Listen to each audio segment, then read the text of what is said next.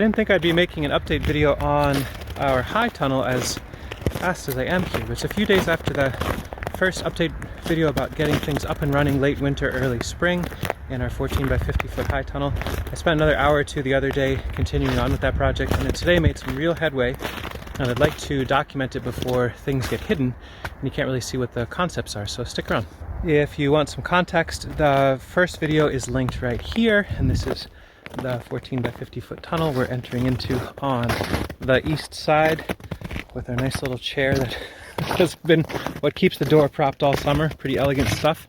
And today what I'm working on, a number of things are happening in here. So if you're familiar with this project, you can see it, a good bit of headway has gone on. I went through with a pair of scissors and trimmed. We had a monolithic piece of old poly here that went over these low tunnels down to the pathway and then up to these runners, and I trimmed that off and put binder clips just to kind of tidy this up so it's a singular low tunnel space now, and so that we can actually go down this walkway. It's a minor walkway, it's a little bit weird through here. This is a whole other project. Once we get this hydrated and it's warm enough that the growing season begins in here, this is all multiple varieties of seed-grown perennial kale or kaleidoscope kale, originally from Experimental Farm Network. And so we're going to cut those back and make them pop again and have that for cloning space. So it's haggard, winter-looking stuff right now, but we can get down this pathway and maintain some things and do things. So that's one little upgrade. I took some of the scraps that came from that cutting and use binder clips to get them on the rail over the compost heating bin. So when I'm done in here, right now I'm actively adding to it and hydrating, and then when I'm done I can put this curtain over it so that the heat that's being developed in here right now, as it's just getting up to speed and it's a little fragile, some cold nights coming, it's going to conserve some of the heat in here, and it leaves the infrastructure in place so that once this is up to speed and we've temp probed it and it's evenly nice and warm across all the top, we can put flats of seedlings, and then, oh my gosh, it's going to be, 15 degrees, cool, we can put the poly over it and make another little mini low tunnel within there. So a simple use of that scrap. And all of this poly, this is all leftover poly. I documented way back when how we source free greenhouse plastic, and that's what all of this is. So we'll just keep using it, chopping it down as needed, and then once it finally is no longer useful in these contexts, we'll use it to wrap our plants that we ship. So they get a lot of use. This is the part of the project that I'm chipping away at now that I wanted to document before the next phase. There's a lot happening here, so let me unpack this. I talked before about this is 4-inch perforated pipe. If I were to do this again, it would not have been perforated pipe. Down the line here, some mice or something chewed into it and started packing it with soil. And if it was a solid piece of pipe, it would allow the hot air. So the solar panel drives the fan pulls hot air from the top of this low tunnel, forces it down through the tube, runs all the way down under stuff and then underneath the IBC tank. The perforations weren't necessary. I had that material, that's what I used. I would have used solid before because the goal is to have it be warm, but then exit the majority of the warmth underneath that tank. But I digress. I went through and found where the hole was. It was about at the midway point. Physically a very uncomfortable thing to lift it and shake it and piece by piece get all the debris out the far end, but it's empty now. And now what I'm doing, you can see this water here. Let me explain what's happening. So this is the low point in the Hightunnel, and the water in here is by me intentionally letting the IBC tank leak. I've got a hose that's just draining into this walkway, and I'm doing a few things here. Let me go back to the beginning, quote unquote, the start of the watershed of this particular feature in here, and try to explain what I'm thinking. This far end, this is the west end of the Hightunnel. Back in this corner goes outside, and there's a trench on the outside. Bear with me if this doesn't make sense, but basically there's a cut in the soil right out through here. It goes right through that little space underneath this hay. So there's a berm of soil. It's like a little U-turn or a turnaround there. And then there's a trench or a swale. You can't really sense it now, but along the entire southern end of this, there's a cutout of the soil so that all water that comes down the poly and lands in that trench, slowly but sure, it's impeded on the east end, it comes to the west end and comes through here and goes under. And so what I'm trying to do is renovate that feature so that as the snow melts and as rains start to happen, water can naturally enter into the space, come through here, And then once I've got this perforated pipe back into this channel, the perforated pipe comes under here to blow air under the IBC tank. This allows water to equalize across the entire space. So by dumping water in there, I can dig that out as I go. You can see all of this soil, rich soil, has gone onto the garden beds for production. And now I've got a swale through the very center of this.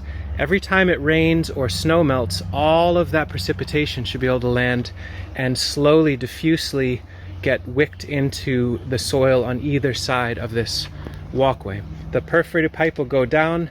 There'll be a bunch of wood chips on top, so all this infrastructure will be hidden. It'll be easy to walk on all that, but I need to do that before I bury it. I'm going to guess for a number of folks that makes perfect sense what I'm describing, and for other folks it makes absolutely no sense.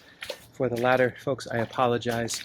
But maybe it'll make sense as time goes on or as I document more of these features. For now, I'm going to set up a tripod and show how I'm doing the digging while the water's in the walkway, so I can get level. I can seek out level instead of using measurements. I can just use the water level itself to chase it where I'd like it to go. So I'm using a shovel here that has some holes drilled in it. I got this online, but you can definitely make this yourself. You don't need this either. If you're working with water, it's nice to have a shovel with some holes so that the suction can be broken. But what I'm going to do is just basically dig. I want to have the water be smoothly, evenly throughout this entire walkway. And all I need to do is shave a little. Take that soil up and out and let the water equalize. I can see it's moving to the east, which is what I want.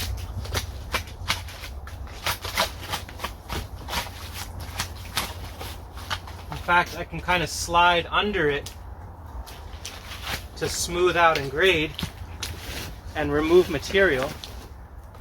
See where I dug, it's moving a little bit this way, and there's a little impediment right about there, but I'm satisfied that this is close to level. The water level's about right through this whole thing, so I'm going to smooth that out a little bit more, pack in the soil so that it wants to hold water in the bottom of that, and then drop my perforated pipe back in so that it can be both a hot air distributor from east to the west end underneath the tank, and an excess water from the outside of the tunnel redirector back through this whole side, through the interior. And if it's set up correctly, it should both passively distribute and bank the heat, and then also passively distribute moisture from the outside. And these are the sorts of systems that I think live in the realm of permaculture, of like integrative design that are functioning passively. I don't have to come out and start and stop the system or turn a valve. It just runs. When it rains, the water should be able to come through and equalize through the whole space. When it's sunny, it should be able to charge or run this solar panel to make enough energy to run a fan and fill the air. And so I can monitor it, but I don't have to actively interact with it for it to function. So real simple, it's dropped in here underneath the hoses, exiting underneath this IBC tank with this poly on top, little rips here and there. None of this is perfect and optimized, but it's good enough, especially for the embodied energy of reusing old greenhouse poly. So I'll bring this section down. I was just harvesting soil and loading it in there, but I can close that up for the night. I don't know how much further I'll get today as far as burying all this, but the next phase with this will be, now that this is settled in and I know that water can equalize, it should be functional enough until soil or rodents or roots block this up again. This lasted 3 years, so that's fine if I have to do it every few years and harvest all that soil. I'll take a wheelbarrow that's on the outside and start harvesting wood chips and dumping that on top and letting that be our renewed walkway. This next phase of harvesting wood chips and bringing them over is going to be an interesting one, because we got a very nice load of wood chips over there in the fall, but I think they've seized up pretty intensively. So I might have to end up putting basically like icebergs of wood chip over that pipe. Probably be dumped in really chonky form. And then after a day of thawing, a day of hot air coming through, it'll break up enough that I can step it in and smooth it out. I imagine that being a little bit of a cumbersome and slow part, but that tends to be the deal with winter projects. Simple and scrappy, but functional. This compost heating system has a little cap on it just to conserve the heat. At some point I might explore running some pipe in the top of this, once I know it's up to speed and we're not turning it anymore, and doing another solar panel and fan to pull the hot air and send it. Maybe I put a T into this and bury it under some wood chips and inject the hot air from the compost. Maybe it's overnight with a battery. Seems like it might be getting too complex, so we're just going to see if we can just have it make the space hotter, and that's good enough. We'll start with that. It is going to be a rowdy project getting the wood chips. This took like 10 minutes to get this much frozen solid. I think this, I could easily bend the tip of this shovel trying to dig into this stuff. So it'll have to be when I'm feeling bright and fresh and the start of the day. And I'm gonna come out with a shovel, but a pickaxe. I don't think I've ever moved wood chips having to swing a pickaxe first. So if I bring the tripod, I'll film some of that folly. But for now, I can start the process of getting just a little in to see how that's gonna lay in and what it all might look like. Gosh, doesn't that look beautiful? Fantastic.